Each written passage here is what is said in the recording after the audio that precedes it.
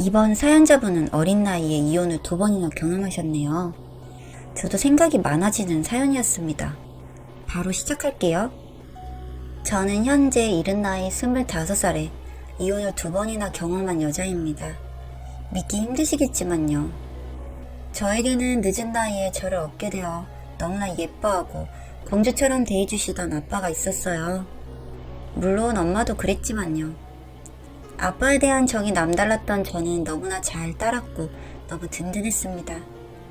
그런데 아빠는 제가 22살 되던 해에 1년 암 투병 끝에 돌아가셨습니다. 정말 너무 슬펐어요. 그렇게 힘든 시기를 겪던 저에게 사랑이 찾아왔습니다. 고등학교 때 절 오랫동안 가르쳐 주시던 선생님이었는데 제가 힘든 시기를 보낼 때 많은 위로를 받고 잘 해주어 마음이 갔던 것 같습니다.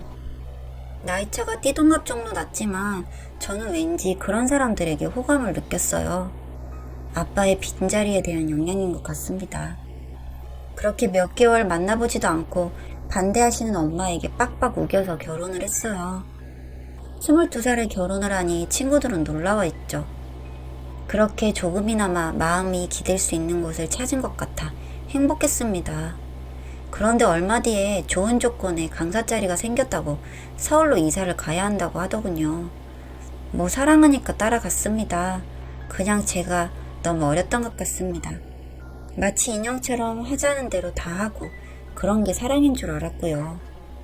낯선 곳에서 생활하니 친구 얼굴도 못 보고 집안만 바뀌어서 퇴근하기만 기다리면서 살았더니 조금씩 정신이 피폐해져 갔어요.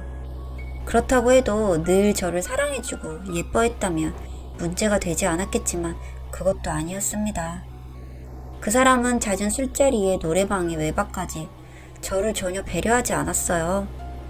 다툴 때마다 혼자 좋자고 그러는 게 아니라며 더 출세하려면 어쩔 수 없다는 말만 반복했죠. 그분의 어머니도 아들에 대한 자부심이 대단했어요. 먼 거리를 너무나도 자주 찾아오셨고 저를 들들 볶았습니다.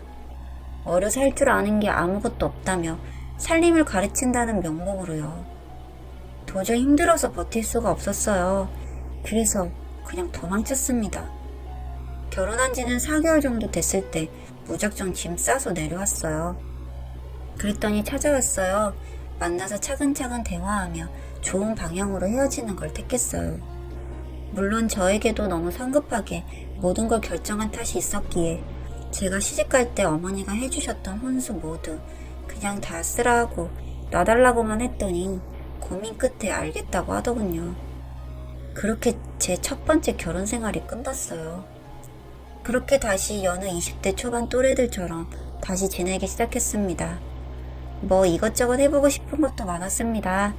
공무원 시험을 준비해볼까 아니면 미용을 배워볼까. 마음은 앞서서 책만 사고 그냥 접고. 맞습니다. 저는 끈기도 없고 마음은 앞서고. 저도 잘 알고 있는데 마음대로 안 되더라고요.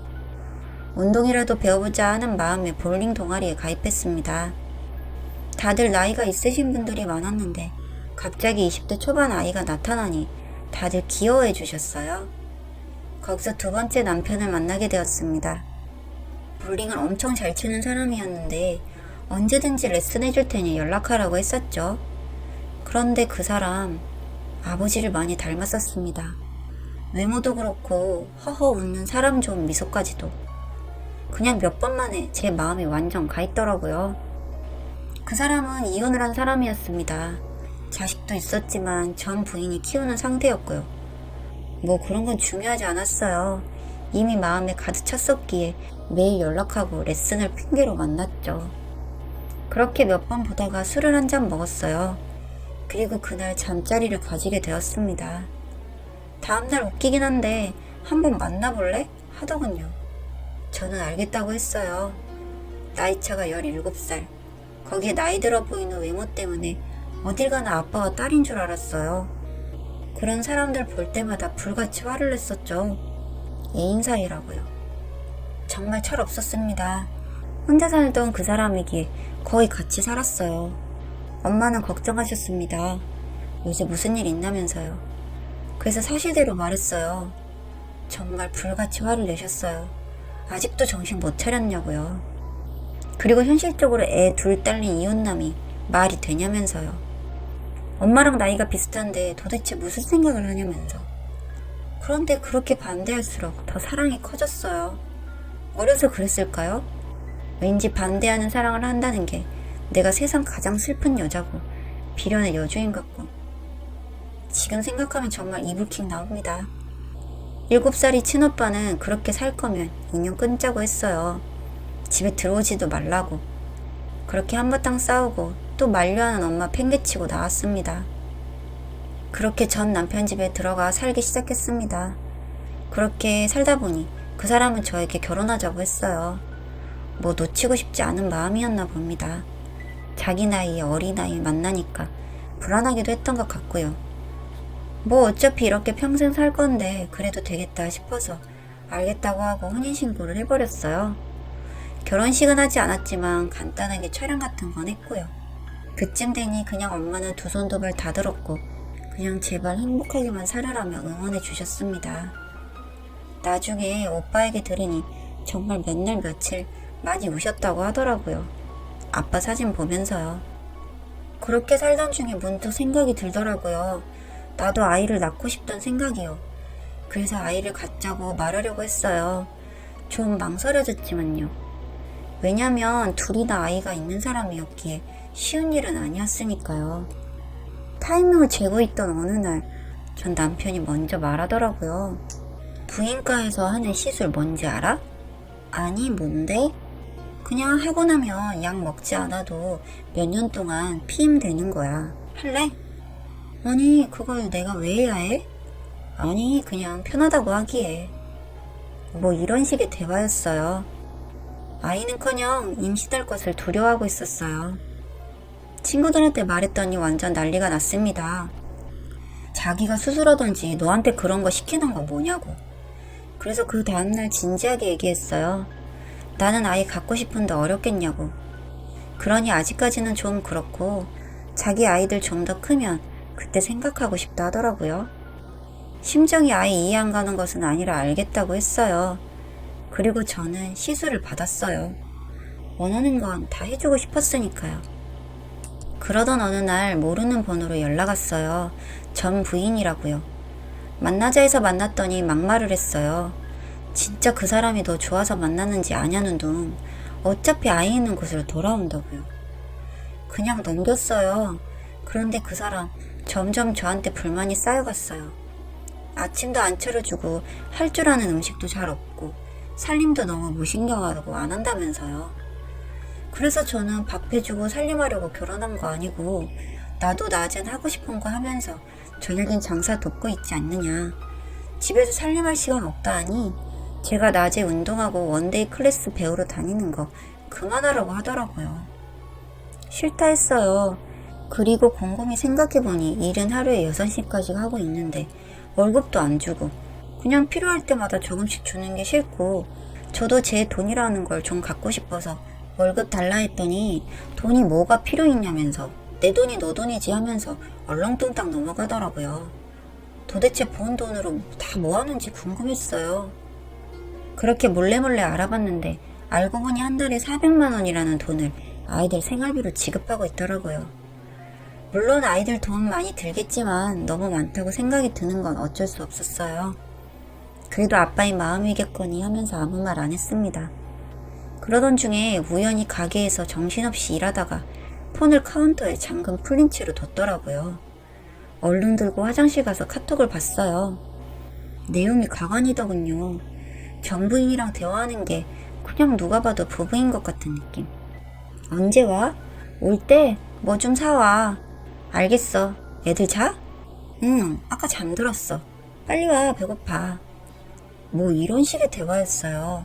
위로 더 올려보니 정말 많더군요. 뭐 아이들하고 다음에 어디 놀러 가자, 어디 여행 가자. 저한테 늦는다고 했던 날, 그리고 어머니 댁에 다녀온다고 했던 날, 다 그러고 있었던 거였어요. 그리고 저에 대한 얘기까지도. 참 무슨 완전 철없는 애가 자기 좋다고 해서 살고 있는 것처럼 저를 묘사해놨더라고요. 그렇게 저를 깎아내리니 전 부인이 저를 그렇게 무시하던 것도 당연했고요. 정말 많이 배신감 느꼈습니다. 그리고 제가 끼어들 수 있는 뭔가가 있다는 걸 확실히 알게 되었어요. 그렇지만 애들한테 잘해주는 건데 그걸로 나무랄 수도 없는 노릇이고 참 미치는 줄 알았죠. 그렇게 조금씩 마음이 접혔어요.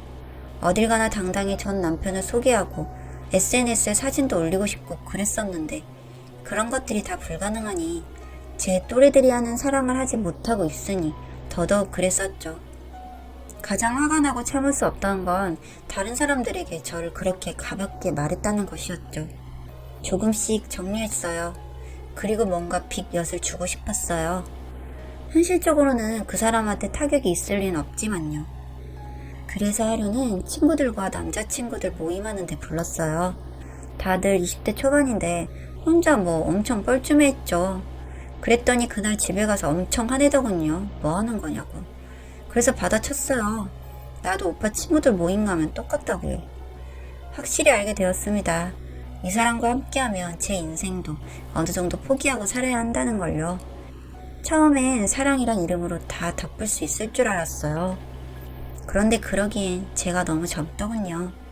저에게도 분명 큰 잘못이 있는 건 저도 알고 있습니다. 욕 먹어도 싸요. 그치만 제 사랑을 그렇게 어린아이 장난쯤으로 치부한 전 남편 용서할 수가 없었어요. 그냥 저를 욕구 채우는 상대 정도로 생각했다는 점이. 결국 이혼하자고 했어요. 그냥 두 집 살림 하지 말고 편하게 살라고요. 그랬더니 이제서야 조금씩 진정으로 사랑하게 되었는데 이러면 어떡하냐고요. 전 부인하고도 이제 애들 때문에 가끔 연락하지 그 이상 아니라고요. 그리고 그 전 부인도 남자 생겼다고요.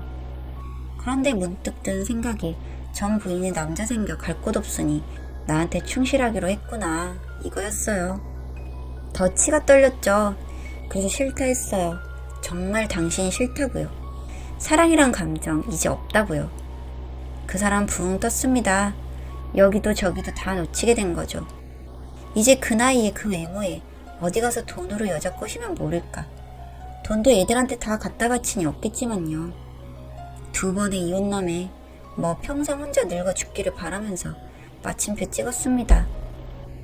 저도 정상적인 사람은 아니에요. 지금도 오빠는 저하고 말도 안 합니다. 그 때문에 그냥 원룸 하나 얻어 혼자 살고 있고요. 엄마도 많이 미워하세요. 저 때문에 많이 우시고요. 이제 제 나이 25, 다 새롭게 시작해야 되는데 꼬여있는 게 많네요.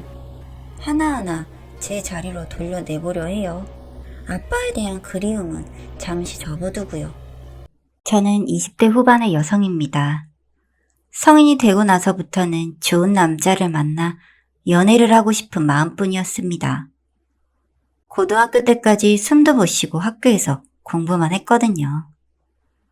그래서인지 대학을 가서 미팅도 하고 소개팅도 하면서 자연스러운 만남을 경험해 보았습니다.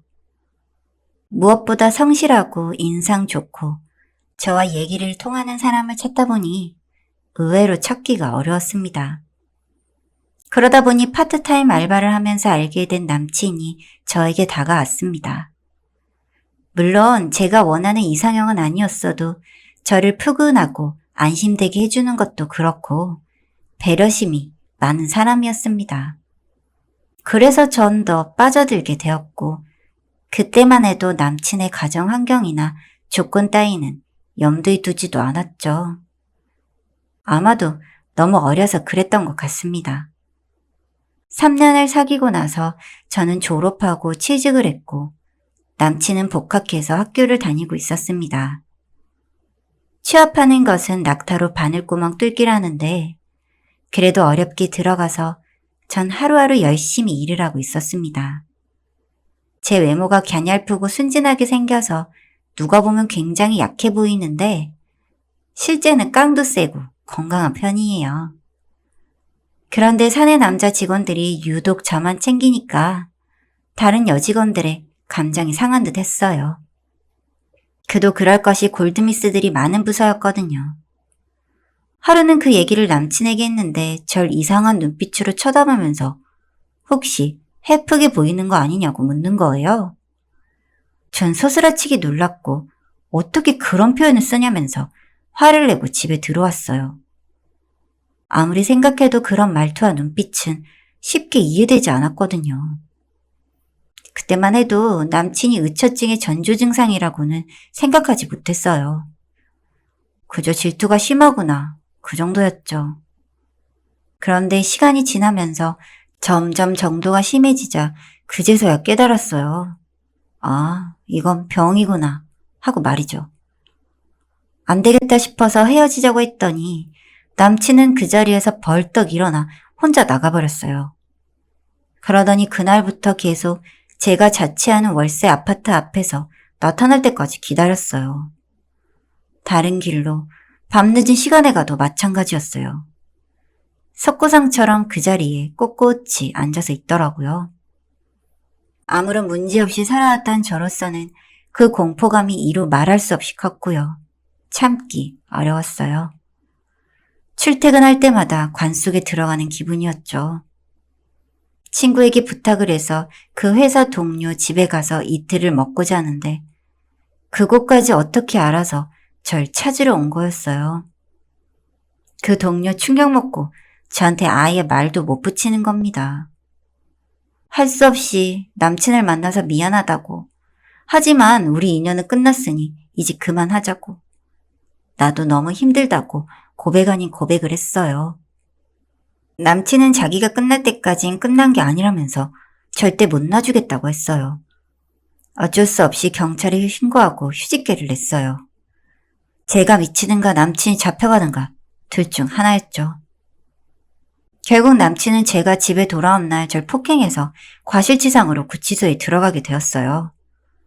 크게 다치진 않았지만 전 평생 그 일을 잊지 못할 것 같았거든요. 그 후로 전 오랫동안 연애는커녕 직장생활도 제대로 못할 정도로 멘탈이 약해져서 심리치료를 병행하면서 정신과 치료를 받았어요. 그렇게 2년이 지나고서야 좀 나아져서 직장생활도 다시 시작하고 사람답게 살아가기 시작했습니다. 한참 연애도 하고 일도 할 수 있는 좋은 나이에 그런 사건을 겪으니 전 이래저래 외롭고 침울해졌습니다. 그렇게 시간을 보내다가 그 일이 있고부터 3년 차가 돼서야 전 한결 나아져서 다시 더 좋은 직장을 다니게 되고 맞선을 보게 되었습니다. 제가 결혼 조건을 보는 기준에서 평균에 가까운 자리였기에 이런저런 기회가 많기는 했습니다만 그래도 한번 크게 되었기 때문에 어떻게든 성격을 더 많이 보게 되었죠. 처음 보는 맞선이라 그랬는지 긴장이 되고 떨려서 가슴이 두근거렸는데 그래도 마음을 다독이면서 호텔 커피숍으로 향했습니다. 약속한 자리에는 키도 크고 훤칠한 남자가 앉아 있었습니다. 얘기를 나눠보니 착하고 서글서글해 보이더라고요. 보이는 게 다가 아닌 거라는 것을 누구보다 잘 알고 있었기 때문에 일단은 편하게 대화를 나누었습니다.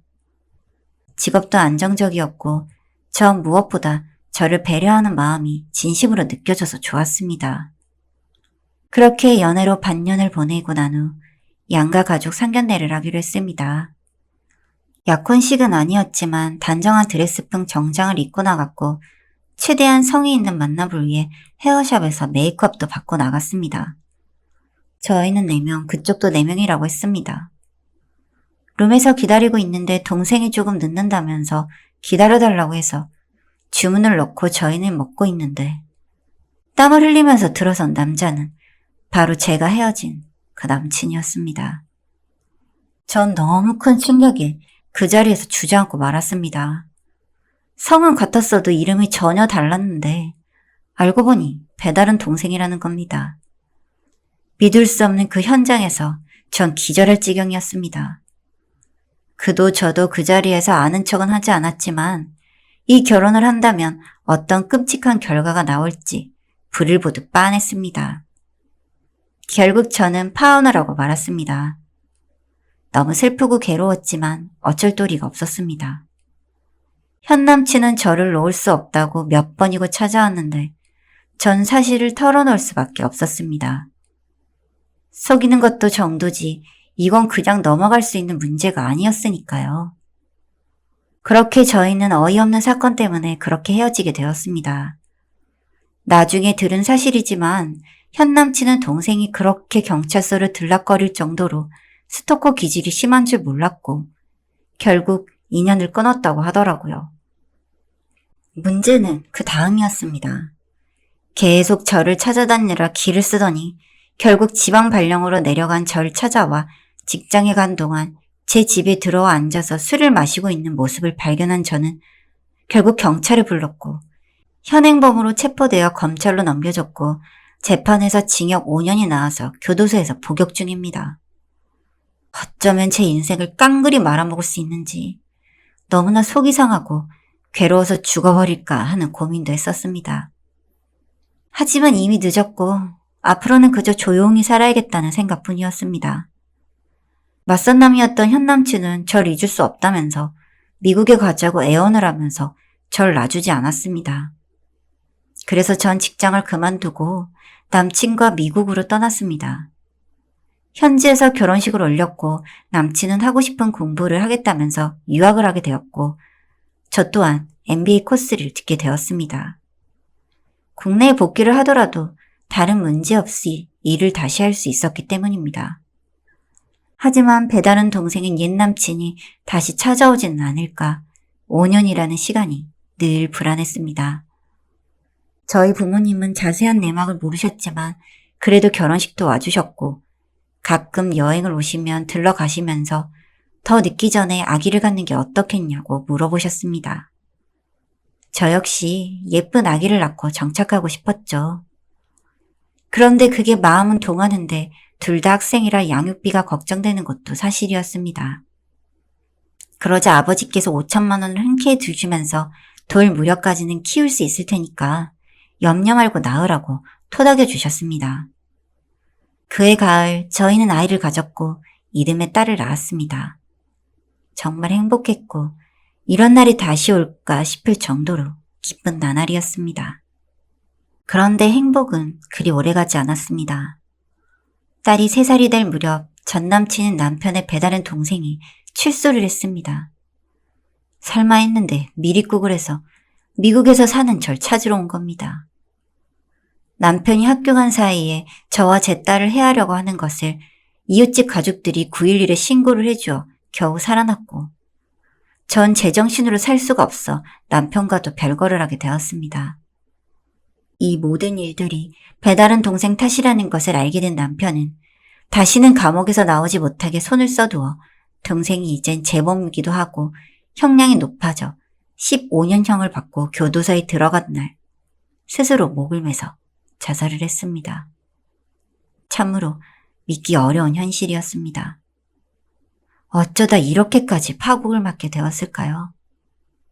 저와 우리 가족은 이제 모든 덫에서 해방되었고 이제는 한국에 들어와 안락한 삶을 살고 있습니다. 다소 두렵고 아직은 무서운 감정이 남아있긴 하지만 저희는 그와 얽힌 모든 기억을 잊으려고 애쓰고 있습니다. 긴 글 읽어주셔서 감사드립니다.